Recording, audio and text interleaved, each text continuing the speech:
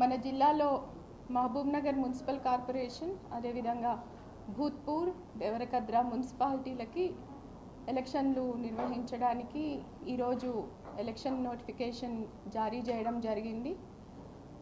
Mahabubnagar municipal కార్పొరేషన్లో 60 డివిజన్లకి, అదేవిధంగా దేవరకద్రలో 12 వార్డులకి, భూత్పూర్లో 10 వార్డులకి మనం ఈ ఎలక్షన్స్ నిర్వహించబోతున్నాము. ఈ మొత్తం అన్ని మున్సిపాలిటీస్లో కలిపి కార్పొరేషన్తో సహా 320 పోలింగ్ స్టేషన్స్ మనం ఏర్పాటు చేయడం జరిగింది.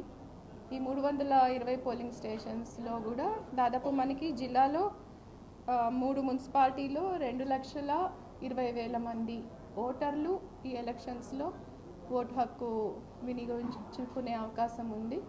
తర్వాత ఇప్పుడు ఈ 320 పోలింగ్ స్టేషన్స్లో కూడా మనం వెబ్కాస్టింగ్ అనేది చేయబోతున్నాము. డైరెక్ట్గా ఇక్కడ జరిగే ఎలక్షన్ ప్రక్రియ రాష్ట్ర స్థాయి వరకు కూడా వెబ్కాస్టింగ్ ద్వారా ప్రసారం చేయడం జరుగుతుంది.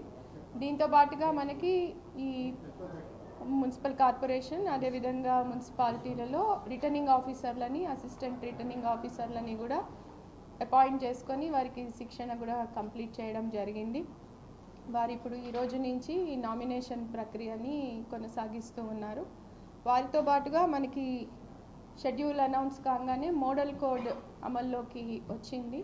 ఈ మోడల్ కోడ్ అమలుని కూడా పర్యవేక్షించడానికి మనం ఈ ఎఫ్ఎస్టీస్ తర్వాత అంటే ఫ్లయింగ్ స్క్వాడ్స్ కానీ లేకపోతే స్టాటిక్ సర్వేలెన్స్ టీమ్స్ కానీ వాళ్ళందరినీ కూడా అపాయింట్ చేయడం జరిగింది. వారికి మెజిస్టీరియల్ పవర్స్ ఉంటాయి.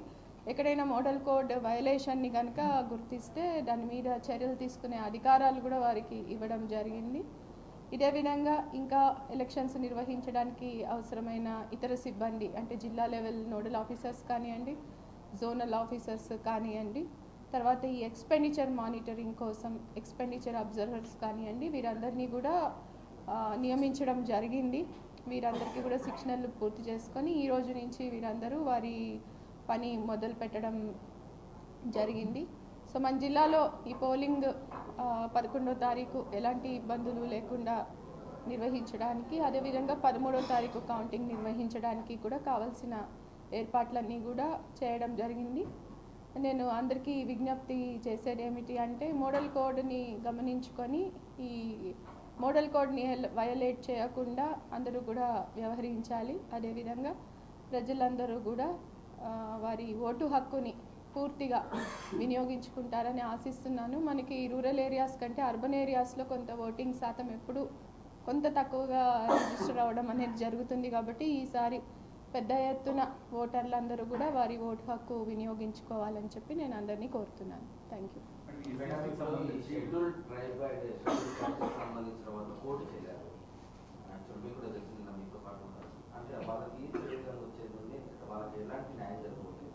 అంటే యాక్చువల్గా మనకి యాజ్ పర్ రూల్స్ ప్రొసీజర్స్ వారి పాపులేషన్ ఎంత ఉందో ఇక్కడ దాని ప్రకారమే ఈ రిజర్వేషన్ ఆఫ్ సీట్స్ అనేది జరగడం జరిగింది. అంటే అది ప్రాపర్గానే జరిగింది.